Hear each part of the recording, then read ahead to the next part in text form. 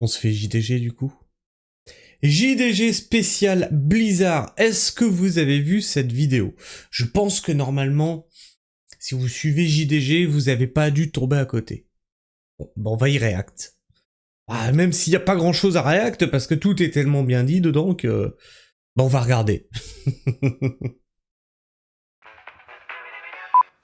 Oui, allô? Oui, bonjour. Alors je sais, vous avez sûrement fait... Ah!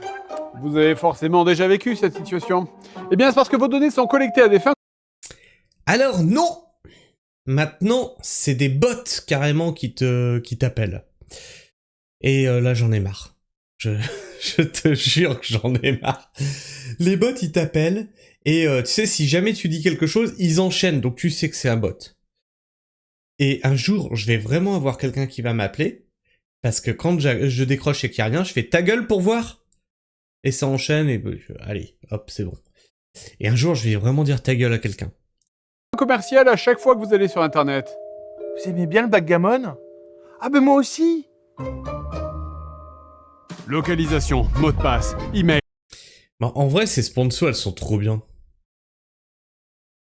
Encore la sponsor, là?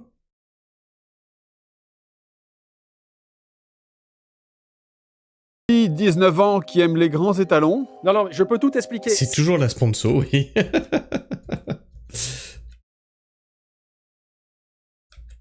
Allez, hop, là c'est plus la sponsor. De jeux que tout le monde connaît, je pense que Blizzard, tout le monde connaît. Faut dire qu'ils ont sorti quelques-uns des plus gros jeux du monde, hein, de la saga Warcraft pour les plus vieux, jusqu'à Hearthstone pour les plus jeunes, ou évidemment Overwatch. Et ça, j'ai l'impression que c'est le déroulé de chaque boîte de production de jeux vidéo. Activision, à la base... Ah ouais, Activision, c'est le diable, aujourd'hui, tel que vous le connaissez. Activision, à la...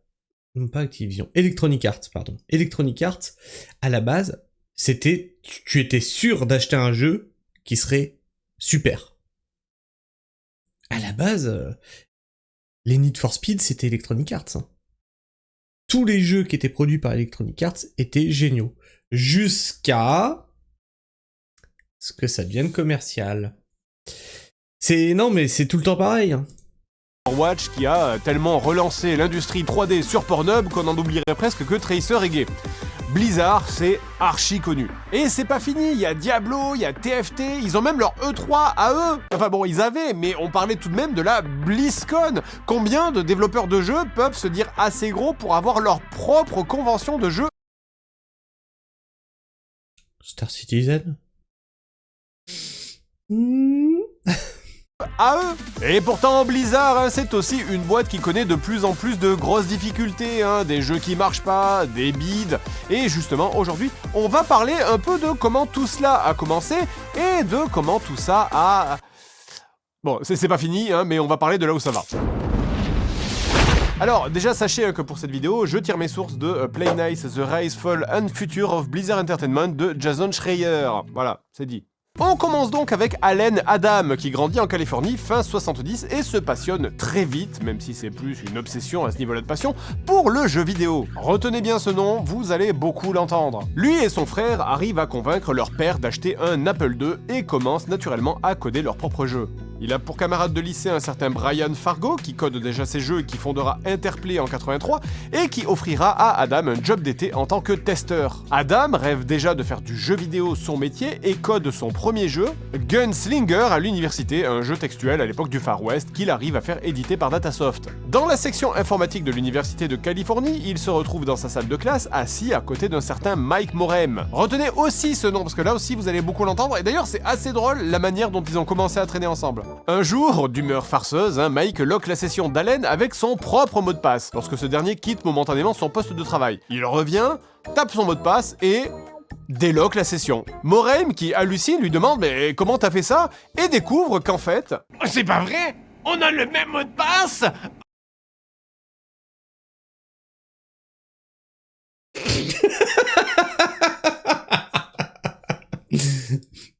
Et en vrai, alors, vous avez peut-être pas fait d'études en informatique. Moi si, j'ai fait une formation informatique. Et ça, c'est la blague qu'on fait Enfin, pas le changement de mot de passe, hein, mais il y en a d'autres, des rigolotes. Dès qu'on peut, on avait par exemple programmé, on avait un petit jeu qu'on n'avait pas le droit de jouer normalement. Ça s'appelait Chuzzle Buzz... Oh, je sais plus. C'était des petites boules qu'il fallait empiler comme ça de couleurs, des petites boules à fourrure qu'il fallait empiler. On jouait à ça quand on avait 5 minutes sur les PC de l'établissement. Attention, on n'avait pas le droit. Et il y en a un qui était accro à ça. On lui avait fait à chaque démarrage de son ordinateur démarrer 100 sessions. C'est-à-dire que tu avais 100 fenêtres de ce truc-là qui s'ouvraient. Comme à un moment, on était en cours, donc les PC derrière, et à un moment, t'as un écran qui s'allume, et t'as Pornhub qui est diffusé derrière. Le prof le voyait, mais nous, non. les petites blagues, voilà, les petites blagues d'informaticiens, tu vois, c'est rigolo.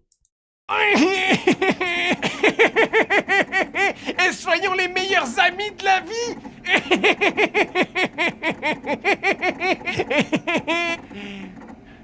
C'est véridique, on est vraiment à ce niveau-là de nerdisme. Moreim et Adam étaient donc deux brilles. Ah oui, il y a aussi l'autre blague, c'est que tu fais un screen du bureau de la personne, t'enlèves toutes les icônes, et tu lui mets en fond d'écran le screen de son bureau. Ce qui fait que comme il n'y a plus les vraies icônes, il va essayer de double-cliquer, machin et tout, il n'y a plus rien qui s'ouvre. Ah non, parce qu'elles sont plus là, tes icônes, t'es sur un screen. Élèves, et Adam a vite compris qu'ils formeraient l'équipe idéale pour développer des jeux. Hein. Une fois leurs études terminées, donc, Adam arrive à convaincre Moreim de tenter l'aventure jeu vidéo. Et si ça foire, hein, de toute façon, on ira chez IBM ou Microsoft. Ah, l'époque du plein emploi. En février 1991, le duo crée alors Silicon and Synapse, représentant l'alliance du Cortex et du Silicium. Avec $10 000 chacun d'investissement de départ, ils louent de petits locaux à Irvine, aux États-Unis, et recrutent aussi leur premier employé, Frank Pierce, un pote de la fac. Et ça y est, nous y sommes, car Silicon and Synapse, eh bien, c'est le proto-Blizzard. Brian Fargo d'Interplay, le mentor d'Adam, prend 10% des parts dans l'entreprise en échange de contrats, et Silicon and Synapse commence donc à faire des conversions, hein, pour se faire un petit peu de blé. Les conversions, vous savez, c'est les portages de jeux, hein, c'est genre porter un jeu PC sur une console, ou inversement. Bon, c'est pas très intéressant à faire, mais bon, au moins ça rentre du bif. S'ensuit donc une flopée de conversions allant du PC à la Super Nintendo qui ne servent juste qu'à faire survivre la petite équipe en attendant de faire leur propre jeu. Interplay est très satisfait de l'efficacité du studio, qui code bien et vite, et en conséquence, donc un contrat est signé pour qu'enfin ils réalisent leur premier jeu original, Rock'n'Roll Racing. Musique hard rock années 70 de type Fallen, jouable à 2 en 3D isométrique, c'est un jeu très fun dont le multijoueur sera très apprécié. Mais c'est bien sûr leur second jeu, hein, qui restera davantage dans les mémoires, The Lost Vikings. Un platformer à énigmes inspiré par Lemmings, hein, mais où le nombre de personnages jouables est réduit à 3, avec pour chacun un gameplay différent. Alors le jeu est excellent et marquera tellement l'histoire du studio qu'on retrouve des refs à The Lost Vikings dans pas mal d'autres jeux de chez Blizzard. L'équipe atteint à ce moment-là le nombre de 10 personnes, uniquement des hommes jeunes dans une ambiance de frat house, hein. D'ailleurs ça gueule, ça crie et même des fois ça se tape dessus à main nue, hein. Voilà donc... Ouais bon bah mettez plusieurs mecs ensemble, vous allez voir, hein. C'est sûr ça finit comme ça. Hein. Niveau ambiance, c'est plus internat de sport-études option rugby que Ubisoft. Hein. Mais cette ambiance si... viril s'explique parce que tout le monde est passionné et a son mot à dire sur le jeu pour que ce dernier soit le meilleur possible. Chez Silicon and Synapse, ils appelaient ça le management par le chaos. Ouais, je suis pas sûr que ça fonctionne encore de nos jours, hein, ce genre de... Mais en vrai, Facebook, ça avait commencé comme ça aussi. Hein. La première équipe, c'était ça. Hein. C'était que des mecs et c'était ambiance fraternité, quoi. Les deux jeux seront un succès, mais Silicon and Synapse n'est toujours pas assez rentable pour bien payer ses employés, malgré les bonnes notes des jeux dans les magazines, surtout vu que Interplay, en bon éditeur, prend la majorité des bénéfices. Il faut donc enchaîner sur le projet suivant, mais celui-ci, il faut qu'il casse tout. Il faut LE succès. Et l'idée du prochain jeu vient naturellement en fait. L'équipe a l'habitude de jouer pendant les pauses déjeuner à des jeux de baston, du Bomberman, enfin bref les classiques du multijoueur, et fin 92, Dune 2 de Westwood rend tout le monde maboule. Mais le jeu n'a pas de mode multijoueur. Et c'est là que le plan se met en place. Silicon and Synapse souhaite devenir lui-même son propre éditeur avec une vision artistique cohérente. L'idée, c'est que tous ces jeux se passeraient dans le même lore, mais à différentes époques. Alors l'équipe est très fan de Lord of the Rings, de Warhammer, très fan de Dune 2, et désireuse d'y apporter un mode multi. Vous savez ce qui va arriver. Donc... Ils sont très fans de Warhammer. Fun fact, vous connaissez StarCraft ? Vous connaissez forcément StarCraft. Alors, fun fact. Blizzard a été démarché Game Workshop qui fait les figurines de Warhammer 40 000. Vous connaissez Warhammer 40 000. Et leur on dit, voilà, on veut développer un jeu vidéo sur votre univers. Game Workshop, il leur a fait... C'est ça, allez, va jouer au billes, va. Et du coup, StarCraft. Et vous reconnaissez les Zerg, qui sont ni plus ni moins que les Tyrannides. Les Protoss, qui sont un genre d'Eldar. Et les Terrans, qui sont les... entre les Space Marines et la Garde Impériale. Et ça a marché. Je crois que Game Workshop, ils ont dû vachement se bouffer les couilles à ce moment-là. Donc c'est le mythique Warcraft. La création de Warcraft est totalement bordélique. Les premières versions du jeu sont faites avec les sprites de Dune 2, littéralement. Les noms de villes sont décidés à la volée, genre Goldshire. Si seulement ils avaient su ce qui se passerait là-bas. Pareil pour les voix devenues mythiques et qui sont enregistrées totalement au pif par ceux qui veulent bien. Work completed. Le développement avance bien, même si Adam et Moraine sont obligés d'emprunter pour pouvoir continuer de payer les employés, et c'est là que Davidson et Associates, éditeurs de jeux éducatifs avec un gros capital, entrent en jeu et négocient l'achat du studio pour 6,75 millions de dollars. Une offre qui est impossible à refuser, surtout quand tous les comptes sont dans le rouge. Le contrat laisse un contrôle total au studio pour créer ses propres jeux et permet de s'éloigner lentement d'Interplay. La seule contrepartie, c'est le changement de nom du studio. Alors initialement, ils partaient sur Chaos Studio, un clin d'œil à leur méthode de management. Pas sûr de l'idée, Et donc vous êtes ? Alors je représente la société Énorme Bordel, Deadline Raté et Harcèlement Studio. Ils partent ensuite sur Ogre Studio, puis finalement ils optent pour un mot qui leur semble idéal pour leur méthode de travail tout en étant original et pas déjà pris surtout, Blizzard. En un mois, Adam et Moraine sont passés de banqueroute à millionnaire. Ils préparent la sortie de Warcraft qui sera emballé et acheminé au magasin par Davidson. Bon alors évidemment, tout le monde n'est pas enchanté que seulement 2 personnes récoltent le fruit du travail de toute l'équipe, surtout après avoir crunché, et en étant très mal payés, et en se faisant taper dessus dans les réunions. Et ils sont jamais contents ces employés, ingrats. Mais l'équipe reste malgré tout soudée et tout le monde est ultra satisfait du premier test multi du jeu. Et les employés continuent même à jouer après le boulot, ce qui est bon signe. Warcraft Orcs and Humans sort donc en novembre 1994. C'est un carton. Westwood menace de procès, mais n'ira pas jusqu'au bout de sa procédure. Louis Castle de Westwood dira « Si l'imitation est une forme sincère de flatterie, alors ils nous ont beaucoup flattés ».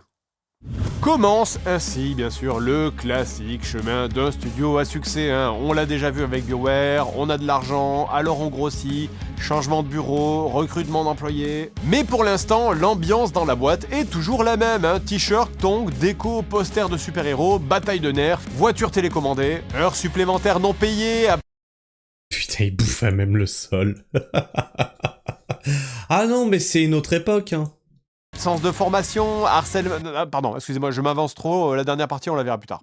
En tout cas, le succès de Warcraft et l'ambiance Blizzard attirent de plus en plus de gens d'horizons différents. Un exemple à la con, quand t'as un employé chez Blizzard, tu te lèves de ton poste de travail pour aller pisser, tu reviens, et paf, il y a du porno ultra trash, méga hardcore sur ton ordi. Ouais, oui, mais pareil, je vous l'avais dit, voilà, c'est les blagues, c'est les blagues de quand tu travailles en informatique. Logique. Warcraft 2 est mis en branle en mode rush, seulement 1 an de développement pour le jeu. Objectif, pousser encore plus loin la formule avec des unités volantes, des unités maritimes, des armées plus grandes, plus complexes. Le jeu sort donc et fait 5 fois plus de ventes que le premier. Plus polished, toujours aussi accessible, succès critique et commercial. Anecdote, un jour, un fan laisse un message répondeur au support technique du studio, et en fond, on entend la femme du fan hurler « C'est à cause de ce jeu qu'on ne fait plus l'amour !» Alors, ce message deviendra une private joke des employés et sera rediffusé partout dans les intercoms du studio. Pardon. Oh la honte. Oh putain. En ce temps, à Veracruz, alors pas vraiment à Veracruz bien sûr, Condor Software, un studio situé à 800 bornes au nord et mené par David Brevik, suit une trajectoire similaire à Blizzard, le succès en moins. Par contre, leur jeu bide, mais le studio entrera en connexion avec Blizzard à travers le jeu Justice League, un jeu pour Sunsoft, dont leurs studios respectifs feront des conversions pour Super NES et Mega Drive. Après la sortie de Warcraft, que Blizzard envoie à Condor comme un cadeau, Brevik pitch un concept de jeu à Blizzard, et ce jeu, c'est ni plus ni moins que Diablo. Blizzard accepte d'éditer et de financer le jeu. Et c'est avec Diablo que j'ai connu Blizzard. Diablo le premier. Mais à deux conditions. D'abord, il devra être multijoueur, bien sûr, marque de fabrique de Blizzard. Et surtout, le jeu qui, initialement dans le pitch, était prévu pour être du tour par tour, parce que oui, Diablo, c'était à la base censé être du tour par tour, doit être en temps réel. Malgré les réticences, Condor se met au travail, mais la situation est très difficile. Age of Empires, c'est Blizzard aussi? Non. Parce que du coup, j'y ai joué aussi. Car le contrat signé avec Blizzard ne peut même pas payer une année de salaire, alors que le studio est parti pour au minimum 2 ans de développement. Condor se fait donc racheter par Blizzard pour devenir Blizzard North, et comme pour Blizzard quelques années plus tôt, l'arrivée massive de pognon chez Condor va créer des rancœurs. Pendant que les employés crunchent le dimanche en heures sup non payées, le patron et ses associés, eux, ils s'achètent des maisons. Le jeu rate la fenêtre de sortie de Noël 1996, malgré un crunch effroyable, et sort en janvier 97, et c'est un raz de marée. Et ça sera même une leçon pour les services marketing du monde entier. Un bon jeu n'a pas besoin de fenêtre optimale de sortie pour fonctionner. A noter que Battle.net, qui existait déjà en 1997, est inclus et permet de jouer en ligne directement et gratuitement sans passer par un logiciel tiers. Diablo et Warcraft 2 ont leur système de multiplayer intégré. À l'époque, c'est une révolution. Un peu lassé par l'Heroic Fantasy et déçu de ne pas avoir finalisé une négociation pour un jeu Star Wars, il se lance dans un RTS futuriste appelé StarCraft avec un style 100% original, pas du tout pompé sur Warhammer 40 000. Oui, mais l'histoire qui est derrière, c'est qu'ils avaient demandé l'autorisation à Warhammer 40 000 de faire un jeu pour eux, ce qui leur a été refusé. Le jeu est présenté à l'E3 en 1996, mais la réponse des fans est un peu tiédasse, à l'opposé de Diablo. La DA du jeu est qualifiée de Warcraft en violet. Et le jeu surtout fait pâle figure face à Dominion, un autre jeu présenté au même salon la même année avec des unités en 3D.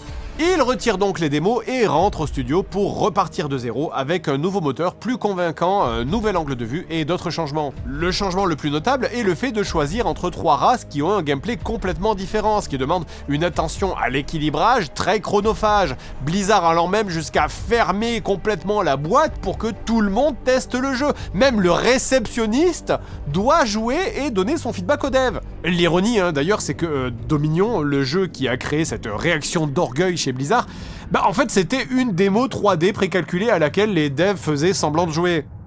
Tout le studio se met donc à bosser. Un peu comme Star Citizen, quoi. Quand ils font des Star Citizen Con. Non, je dis ça, je dis rien. Et là, c'est rigolo quand on voit l'évolution. C'est-à-dire qu'avant, les testeurs de jeux vidéo, c'était les gars qui étaient dans la boîte. D'accord ? Même le standardiste, il jouait pour faire des feedbacks aux développeurs. Ensuite, on a eu les bêta-testeurs. C'est des joueurs qui pouvaient avoir accès au jeu en avant-première, tout en sachant que le jeu n'était pas finalisé, qu'il y avait des bugs, etc. Et maintenant, on est arrivé au point où c'est les joueurs qui doivent payer pour tester le jeu. Alors, là, on est quand même sur quelque chose de capitaliste. Sur StarCraft qui va se faire, mais au prix d'un crunch jusque-là jamais atteint. Le management promet aux équipes sans arrêt « Oui, non mais attendez, le jeu il est fini dans 15 jours, vous inquiétez pas, faut pousser encore un peu là, et le bout du tunnel c'est imminent, !» Ça va durer 1 an comme ça. StarCraft sort donc en mars 98, et comme les jeux précédents, l'accueil est dithyrambique, voire même un peu plus. En Corée du Sud, où le pays a fait d'énormes investissements d'infrastructures internet, StarCraft devient un phénomène de société. Putain, j'y ai passé des nuits blanches là-dessus. Et là, Sabrina elle aurait pu dire c'est à cause de ce jeu-là qu'on fait plus l'amour. 4,5 millions de ventes dans un pays de 50 millions de personnes. StarCraft en Corée devient le sport national et c'est ce qui lance le pays d'ailleurs sur le long chemin de l'e-sport qui continue encore aujourd'hui avec League of Legends. Cependant, 2 semaines après la sortie de StarCraft, il y a un souci avec Kuck. Ouais, alors en gros, le groupe qui a racheté Davinson, les propriétaires de Blizzard, il s'appelle Kuck. C'est rigolo. Ouais. En résumé, après avoir fusionné avec HFS Corporation, le nouveau groupe baptisé Sandant est qualifié de système massif de fraude financière par les autorités de régulation américaines. Le prix de l'action est à ce moment-là divisé par 4, il y a pas mal de gens chez Blizzard qui perdent beaucoup de sous dans cette opération, mais surtout ce problème place le studio dans l'incertitude sur son avenir. Les bonus promis pendant le développement de StarCraft sont tout simplement annulés. Et la rage bout dans l'équipe, dont les membres brillants, faut bien réaliser qu'ils pourraient être payés 10 fois plus dans d'autres entreprises. Et pour en rajouter encore, début 98 aussi, Blizzard annule 2 ans de développement d'un point and click où on joue Thrall qui résout des puzzles dans le monde de Warcraft, jeu d'ailleurs dont on peut trouver des démos encore aujourd'hui sur internet. Selon le studio, le jeu ne fonctionne pas, le point and click c'est vieillot, et le marché du point and click c'est trop petit pour faire du bénéf. Donc des centaines de milliers de dollars sont jetés à la poubelle, mais surtout 2 ans de la vie d'énormément de devs. La frustration et la colère générées par les événements poussent à la démission plusieurs devs et artistes importants qui quittent la boîte pour créer le studio Fugitive. Dans l'espoir de retrouver l'esprit des débuts de leur ancienne boîte, on connaît la chanson, mais leur studio se cassera la gueule en moidonnant et les exilés reviendront chez Blizzard. Et finalement, pour conclure cette période un peu trouble de 1998, la partie multimédia de Cédant, le consortium qui détient Blizzard, ouais, c'est compliqué, est racheté par Cocorico Havas, le groupe de presse, qui lui-même se fait racheter dans la foulée par Vivendi, pour se renommer Vivendi Games. Donc finalement, Blizzard, ça a été un peu français à un moment donné. Alors que le grand patron de Blizzard, Adam, cramé par StarCraft, prend une année sabbatique, Mike O'Brien, l'ingénieur qui a codé Battle.net en 6 mois à peine, obtient le droit, au vu de ses performances quand même, de pitcher un jeu. Ça s'appellera Warcraft Legends, un jeu en 3D où on contrôle moins d'unités avec une vue... Moi je peux jouer le soir, je suis en compagnie de Kirby. De Kirby. De quel Kirby tu parles, Sylvie? Toi aussi t'aimes bien le Minotaur? Vue par-dessus l'épaule et non au-dessus, de manière à s'immerger plus dans le monde et que chaque unité devienne plus importante comparée à des hordes qui s'affrontent. Le jeu est rebaptisé Warcraft 3 très vite pour une présentation dans un salon, bien qu'il s'agisse plus d'un spin-off que d'une véritable suite. Le changement est radical aussi du fait qu'on ne construise plus de bâtiments, mais qu'on se contente d'upgrader ses troupes à la place. Et là, vous vous dites bien sûr, mais qu'est-ce qu'il raconte le vieux? Il a pété un plomb, Warcraft 3 ça ressemble pas du tout à ce qu'il dit. Eh ben oui, parce que tous ces changements par rapport à la formule de base du RTS Blizzard, ça passe mal en coulisses. Et finalement, O'Brien se retrouvera débarqué de son propre projet. Vexé de s'être fait bazarder de ce qu'il avait lui-même imaginé, lui et Pat Wyatt, un autre artisan très important de Battle.net, quitteront Blizzard pour créer ArenaNet. C'est eux. Wyatt aurait même d'ailleurs beaucoup lutté pour que Battle.net abrite d'autres jeux que ceux de chez Blizzard, avec un store intégré, un téléchargement des jeux. Et cette idée a fut rejetée par la direction. Alors que c'était 4 ans avant la création de Steam. Le pognon qu'ils auraient pu se faire. Incroyable. Warcraft 3 est donc remodifié pour coller aux désirs traditionnels de l'équipe, vue du dessus, construction de bâtiments, 4 races distinctes, et la pression est très forte vu que chaque jeu dépasse en vente le précédent. Et Warcraft 3 ne manquera pas à cette tradition de succès avec 1 million de ventes le premier mois. Succès commercial et critique instantané. Pendant ce temps, chez Blizzard North, rappelez-vous, c'est l'autre studio, l'équipe qui est complètement cramée après Diablo enchaîne directement sur sa suite Diablo 2 avec, comme d'habitude, un développement chaotique. Breivik passe plusieurs mois à jouer à des jeux pour s'en inspirer, avec par exemple ce qui deviendra l'arbre de compétences de Diablo 2, pompé sur Civilization et Master of Orion, et rectifiera tout ce qui le frustre dans Ultima Online, du genre les loots ou les temps de chargement. Bon alors évidemment, Bon, en gros, ils ont toujours fait ça. Hein. World of Warcraft, c'est le meilleur de tout ce qui se faisait dans les MMO, condensé en un seul. Vraiment, ça a toujours été ça. c'est des mois à jouer fait que les deadlines sont éclatés très rapidement, malgré le fait que le studio embauche à plein régime, et comme chez leurs collègues du Sud, tout le monde est invité à donner des idées, mais les meetings se résument en général à celui qui gueule le plus fort et celui qui a le plus de chances d'être entendu. Début 99, début du crunch, qui dépassera l'intensité du premier opus, parce que... ouais, visiblement c'était possible. Les développeurs deviennent des zombies, c'est vraiment ni plus ni moins, ils dorment au bureau un jour sur deux. Le jeu, lui, sortira mi-2000 et sera, une fois de plus bien sûr, un énorme carton. Cela dit, à cause de l'intensité du crunch... Et c'est la pub, donc on vous attend les amis. Alors on a deux personnes qui ont la pub, on a Shelby et Sylvie pour le moment, c'est tout. Sylvie est déjà Sylvie c'était une pub éclair. Et Shelby qu'on attend. Je suis surpris, Nico a pas eu la pub. Vous êtes les deux seuls. Bizarre. Et Shelby, pub éclair aussi. Qui fait que les employés ne voyaient littéralement plus leur famille, Breivik divorcera et sera à jamais brouillé avec ses enfants. Mais Diablo 2 restera au panthéon du jeu vidéo. Il faut choisir, c'est la passion ou les enfants. Je fais une pause. Blizzard North, le studio qui a fait les Diablo, après Diablo, c'est un champ de ruines. Vraiment, les devs, ils ont été anéantis. Et il faut bien comprendre que tu te remets pas d'une période de crunch comme ça avec juste un peu de vacances. Il y a des mecs qui ont plus vu leur... Tu vois, ça c'est pareil. C'est un truc dans lequel j'aurais voulu bosser quand j'étais petit. Vraiment, j'aurais voulu bosser dans le jeu vidéo, machin et tout. J'avais déjà ciblé les écoles et tout, là où il fallait que j'aille. Il y en avait qu'une d'ailleurs à l'époque, c'était à Paris. Et... j'ai pas pu y aller parce que, oh non, mais ta moyenne en anglais, elle est pas bonne, et puis tes maths, et puis ceci, puis cela. Va plutôt faire de la menuiserie. Mais quel rapport? Enfin, je sais pas. Moi, j'étais... troisième, t'es un gamin.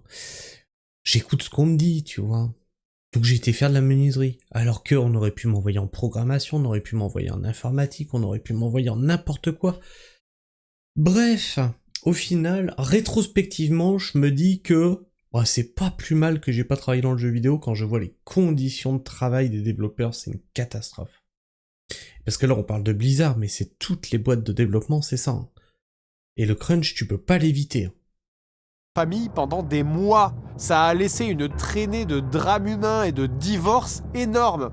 Entre ceux qui partent en congé sabbatique et les autres qui arrivent juste plus à récupérer parce qu'ils sont brisés, le studio, il est exsangue. Donc, après ça, le studio se divise en deux, les uns sur Diablo 3 et les autres sur le pas encore bien défini Project X. Cependant, les deux projets n'avancent pas pendant plus de 2 ans parce que Breivik est incapable de prendre des décisions claires et que le studio est toujours en sang à cause de leur dernier crunch.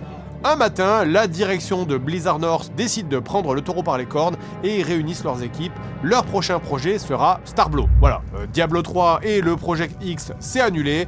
L'idée, de toute façon, c'était dans les airs depuis des années et tout le monde est ravi de faire une espèce de Diablo en mode un peu sci-fi. Sauf que... en 2003, les rumeurs courent que Vivendi veut vendre ses studios de jeux vidéo, Blizzard inclus. Chaque semaine, il y a des nouveaux acheteurs potentiels qui sont révélés dans la presse et ça agace les patrons de Blizzard North qui sont furieux de ne pas être dans la confidence. Ils décident donc d'envoyer un mail à Vivendi pour leur faire part de leur mécontentement et d'exiger des garanties sous peine de démission. Sauf... que le bluff ne marche pas et que Vivendi accepte leur démission. Voilà.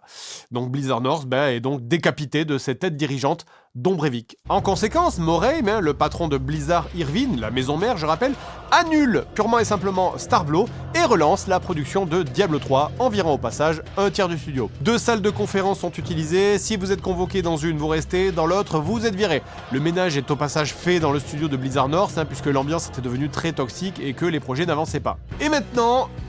c'est devenu l'horreur. Les mecs, ils ont créé les meilleurs jeux vidéo au monde, et l'inhumanité derrière est phénoménale.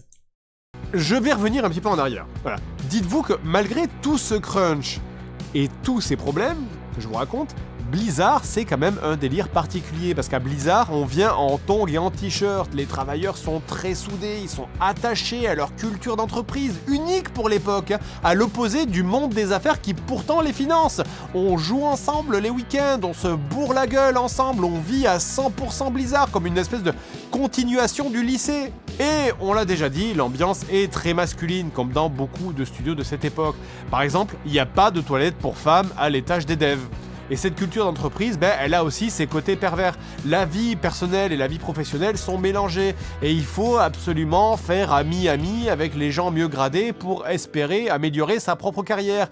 Donc ça veut dire qu'il faut aller au barbecue chez le patron et aller au strip club à Las Vegas. Et cette ambiance club de garçons, ça va emmener des problèmes plus tard quand le studio va commencer à recruter des femmes. Mais ça, bon, on en parlera plus tard. D'ailleurs, les voyages à Las Voilà, de toute façon, c'est toujours les femmes qui foutent le bordel. Non, mais vraiment. Vegas avec machine à sous, salle d'arcade, tequila et strip club deviennent une tradition après chaque lancement de jeu. En 2000, à la GDC, les devs de Blizzard sont considérés comme des rockstars, hein, et ils profitent au maximum de tous les bars gratuits à leur disposition. Un peu comme les employés de JDG Prod à l'Arcadia. Pour vous donner un aperçu du degré de laisser-aller chez les devs en salon, une anecdote, Dwayne Steinate, artiste 3D très réputé, et un de ses collègues rentrent ivre-mort dans leur chambre d'hôtel commune. Ils sont tellement bourrés qu'ils se vomissent dessus allègrement, sur les murs, partout. Le collègue traîne Steinate jusqu'à la douche, la met en marche et le voit se relever en trombe dans un sursaut alcoolique et sortir de la chambre pour finir en rampant l'étage au-dessus, demander de l'aide à d'autres employés de Blizzard, hilar. Sauf que le collègue retourne au lit et laisse la douche bouchée de vomi inonder tout l'étage. La police arrive et retrouve donc la chambre sans dessus-dessous, avec le portefeuille de Steinate, plein de billets pour les strip bars, et surtout avec comme seule identification une photocopie du permis de sa femme. La police s'oriente donc vers un homicide et Moraine finira au poste toute la nuit pour ne pas que son employé finisse en prison. Les deux oiseaux devront payer pour les dégâts et une nouvelle règle sera instaurée, plus de chambre commune pendant les salons. Voilà. Non, c'est pas plus d'alcool, c'est plus de chambre commune. Comme ça, on élimine la possibilité que vous fassiez arrêter par les flics pour homicide. Voilà, c'est... Vous pouvez continuer à picoler par contre, y a pas de problème. Et à vomir sur les murs, aucun souci. Je vous laisse juste imaginer la comparaison si c'était Yves Guillemot qui irait récupérer les devs de chez Ubisoft couverts de vomi dans un campanile en pleine nuit au commissariat de police de Montpellier après une soirée avoir foutu des billets de 5 € dans des strings de prostituées. Voilà, c'est tout ça pour dire que c'est pas la même ambiance quoi. C'est également à cette période que beaucoup d'employés de chez Blizzard sont obsédés par EverQuest, le MMO de Sony. Et comme à plusieurs reprises par le passé, les équipes savent isoler ce qu'il y a de bon dans le jeu qui les passionne et surtout éviter tous les aspects lourdingues du MMO de Sony. C'est ça, peut-être, la plus grande force de Blizzard, c'est de savoir... s'inspirer d'autres jeux pour en extraire uniquement le meilleur. Et donc l'idée germe vite, pourquoi ne pas faire l'EverQuest de Blizzard, et le lore existe en plus déjà. Toute l'équipe commence donc à se plonger dans le projet de MMO, ce projet est tellement excitant d'ailleurs que même Adam, le big boss, sort de son année sabbatique pour revenir en tant que lead designer.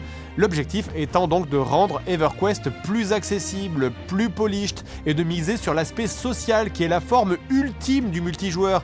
L'idée, c'est de prendre le meilleur et de jarter tout le reste, de tout simplifier. On va mettre des gros points d'exclamation jaunes sur les PNJ à mission pour guider les joueurs. On va faire gagner des niveaux qui donnent accès à d'autres quêtes. On va donner un sentiment de progression et de supériorité aux joueurs, contrairement... Et ça, c'est devenu un putain de standard sur tous les autres jeux qui sont sortis après. Tout le monde a voulu copier Blizzard. À EverQuest ou être en solitaire, ça mène à la mort très vite. Et ce projet, je n'ai pas besoin de dire son nom car vous savez déjà vers là où on s'achemine, c'est évidemment World of Warcraft. Au bout d'un an, c'est déjà 20 personnes qui sont dans l'équipe de WoW. Et Blizzard tient à garder le secret au sein de l'entreprise, malgré des conditions de travail toujours rock'n'roll. Les bureaux ressemblaient presque à un building abandonné. À l'intérieur, la moquette était tachée par l'alcool et la nourriture, sans parler de l'odeur qui allait avec. Un mélange d'odeur corporelle et d'alcool putréfié. La moitié des chaises étaient cassées, ne roulaient plus et tombaient. Ouais, pareil, chez lui, j'ai encore la boîte originale. Et puis même les extensions, hein, jusqu'à... Attends, putain. C'était jusqu'à la 3e extension? Je crois que c'était jusqu'à la 3e que j'ai l'extension, j'ai la boîte. Quand on s'asseyait dessus. Ouais, alors on dirait un extrait d'un roman de The Walking Dead, mais non, hein, c'est une description de Matt Mokarski, qui est un artiste 3D qui a rejoint l'équipe de WoW. Et donc, à 20 personnes, ils bâtissent le jeu en secret. Et même si le modèle économique d'EverQuest, hein, qui est un jeu de base plus abonné... À 20? C'est une équipe de 20 développeurs qui ont développé WoW.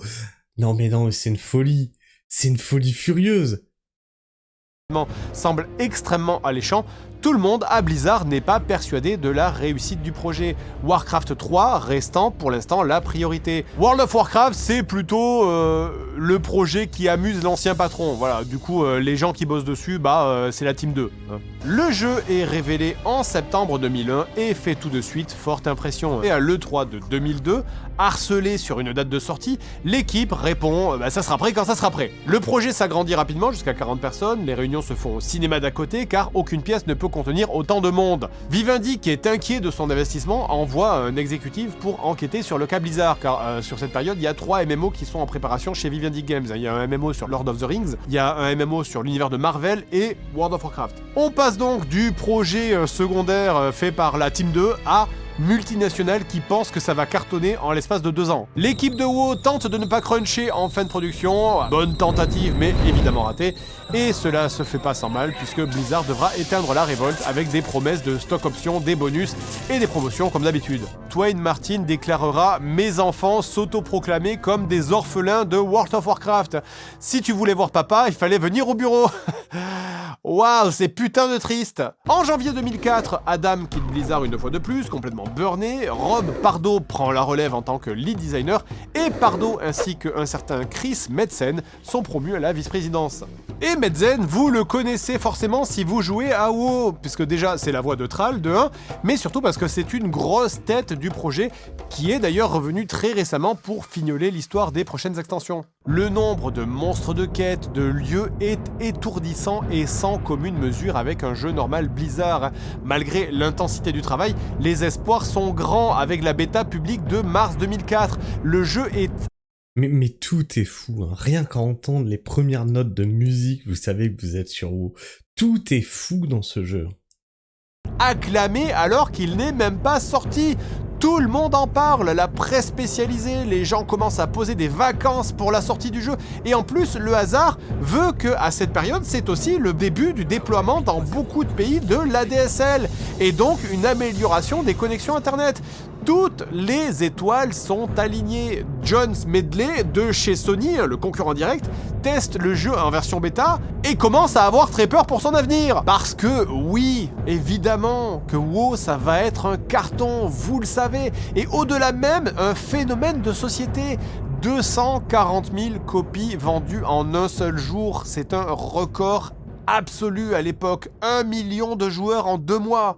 Les développeurs du jeu attirent 5000 personnes à leur première séance de dédicace et l'équipe éreintée est autant flattée que terrorisée par la pression que ça met. Parce que dans un MMO, un grand nombre de joueurs, ça pose évidemment le problème des serveurs et tout le matériel qui avait été prévu à l'avance pour encaisser la charge sur les serveurs pendant... Ça a été une catastrophe. Il y avait des serveurs où t'avais 1 heure d'attente, c'est-à-dire tu te connectais, ils te disaient voilà ta position dans la file d'attente. T'avais 1 heure d'attente avant de pouvoir te mettre à jouer.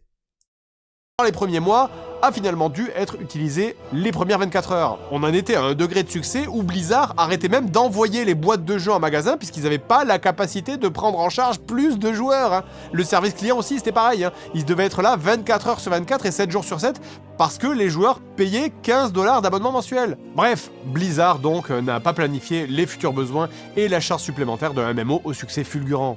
Blizzard organise sa première BlizzCon dans la foulée, les 8000 billets sont vendus en moins de 24 heures, et les fans cosplayés sont ravis de se retrouver pour fêter leur jeu préféré, avec annonce à la clé de la première extension, Burning Crusade. Mais ça c'est la face publique. Parce que pendant que nous, les joueurs, on s'enjaille à essayer de tuer Ragnaros ou à camper ce putain de PNJ de merde dans Stranglerons, en coulisses, les équipes qui ont crunché pendant des années découvrent le nouvel aspect du MMO, c'est le crunch continu. Infini, inexorable. Il y a juste plus de fin, le tunnel est une boucle. Au lieu d'avoir la satisfaction d'aller jusqu'au bout d'un projet, de finir, et puis hop, après on passe sur autre chose, comme ça on change d'air, là, les devs, ils restent coincés sur le même jeu ad vitam aeternam, et font la vigie des bugs, et doivent être là pour créer des nouveaux contenus en permanence. Mais bon, allez, au moins, point positif, les bonus promis sont arrivés, voilà, 2000$. C'est au vu du... Oh, ok. Que 2000 balles pour... Putain. Le succès du jeu, 2000$, c'est ridicule. Et en plus, pour rajouter à l'affront, ça sera payé en 2 fois. Histoire que les employés ils soient quand même motivés pour la sortie de la donne. L'insatisfaction générale de l'équipe est remontée aux grandes instances, mais la réponse de Frank Pierce est « Vous devriez être heureux de bosser à Blizzard, vous devriez le faire par fierté et non pas pour l'argent ». Étrangement, cette déclaration n'aura pas l'effet escompté pour apaiser les mentalités, et 10 employés de plus vont démissionner pour fonder Carbine Studio, financé par NCSoft, qui fera plus tard Wildstar. Qui a floppé? C'était clairement pompé sur WoW. Oups. Alors, je dis oups parce qu'en fait, vraie anecdote, c'est vrai. C'est que je me rappelle à une Gamescom avoir demandé à des devs de chez Wildstar, mais pourquoi est-ce que j'irais jouer à votre jeu alors que c'est juste une copie de WoW en moins bien fait? Désolé. Voilà, si vous voyez cette vidéo, désolé, je savais pas. D'autres employés vont suivre, et Blizzard va même au passage virer une petite cargaison supplémentaire, parce que bon, tant qu'à faire, autant y aller à fond. La justification est économiser. L'équipe originale de World of Warcraft est donc décimée quelques mois à peine après sa sortie, et certains iront même jusqu'à attaquer Vivendi pour heures supplémentaires non payées, et le cas sera réglé en coulisses à coups de gros billets. Revenons donc à Blizzard North, l'autre studio, qui on rappelle avait été décapité de ses anciens dirigeants après le bluff raté sur la démission, et qui bosse donc sur Diablo 3. Donc, après tous ces chamboulements, une certaine stabilité commence à revenir. Le premier build du jeu se présente plutôt bien, et Irvine est content d'avoir un Diablo qui se prépare, même si le succès absolu de World of Warcraft le fait un petit peu passer au second plan. Sauf que, il y a des conflits entre ceux qui veulent rester sur la base de Diablo 2 et ceux qui veulent tester des nouvelles idées, et plus le développement avance, moins le jeu est fun. Le mécontentement commence à nouveau à monter, et en plein boom de World of Warcraft, les dirigeants de Blizzard, ils ont pas envie de s'emmerder à devoir gérer encore une énième crise de nerfs des employés de chez Blizzard North. Une décision radicale donc est prise, on ferme Blizzard North, voilà, et tout le monde se barre à Irvine, allez hop, la fenêtre elle grince, on explose la maison. Problème résolu, de toute façon, ils nous emmerdent avec Diablo 3, et tous les yeux de la presse, des fans et des dirigeants du studio, actuellement ils sont braqués sur World of Warcraft, qui est devenu un phénomène culturel. D'ailleurs, l'épisode de South Park tombe à un moment spécial pour le jeu, parce que Blizzard réalise les images in-game pour le show. Le personnage qui joue le joueur hardcore acnéique obèse vautré sur son fauteuil, là, il est basé sur une vraie personne. C'est Joey Ray Hall, un des lead animateurs de Blizzard, en charge de la collaboration avec South Park. L'influence de... Ouais, moi aussi j'ai kiffé cet épisode. Peut-être parce qu'il est un petit peu réel quand même dans le truc, tu sais, les no-life et tout. Sur Blizzard est aussi énorme. De 2004 à 2007, on passe de 500 à 3000 employés à travers le monde. Vivendi, qui a essayé de vendre leur studio jeux vidéo en un seul gros package depuis plusieurs années, profite de la manne mais ne perd pas de vue l'idée de faire une grosse plus-value. Et ce moment va arriver, oui, regardez. Ah, Vous les entendez, hein, ce bruit de caisse enregistreuse mélangé avec des discrets sons d'entités démoniaques. C'est Activision, bien sûr, et c'est après 1 an de négociations que la fusion se réalise et que Blizzard disparaît pour devenir El Famoso Activision Blizzard. Morhaime annonce la nouvelle à ses employés et rassure tout le monde, rien ne va changer. L'argent coule à flot, personne ne voudra assécher le filon. Personne va venir foutre la merde pour traire la vache au péril de sa vie, alors que... C'est là qu'on a vu que tout était payant. Tu veux changer le nom de ton personnage? Tu payes. Vraiment, hein, c'était ça. Hein. Tu veux changer de serveur? Tu payes. Tu veux changer l'apparence de ton perso? Tu payes. Tu veux un... Ah, c'était les mascottes, là, à la con. Tu payes. Fallait payer pour tout. Pourtant, ils font des bons jeux. On est là pour faire des bons jeux, bon sang. Quand soudain, Bobby Kotick.